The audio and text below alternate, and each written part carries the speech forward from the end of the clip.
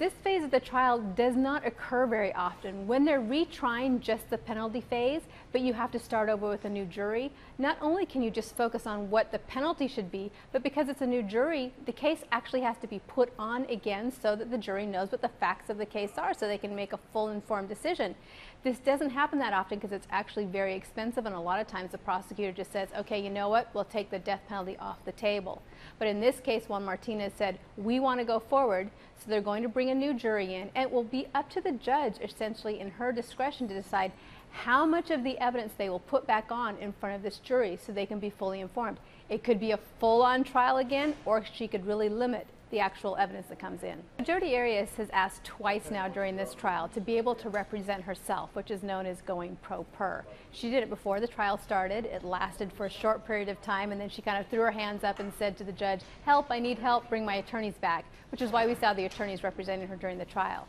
Now, for this second phase of the trial, she at some point said, I want to represent myself. I want to stand up in front of the jury and say, don't give me the death penalty.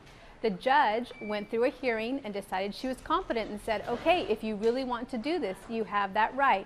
But if you change your mind again, don't come running back to me and saying you need more time because your attorney's now being thrown on the case at the last minute.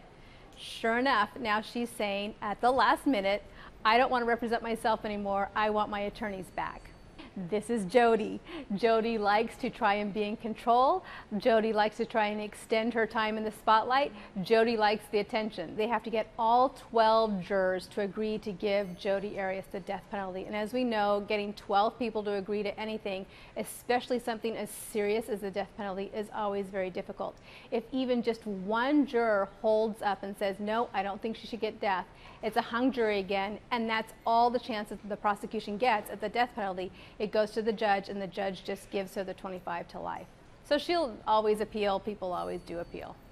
So we'll be following Jodi forever. Wouldn't she like that?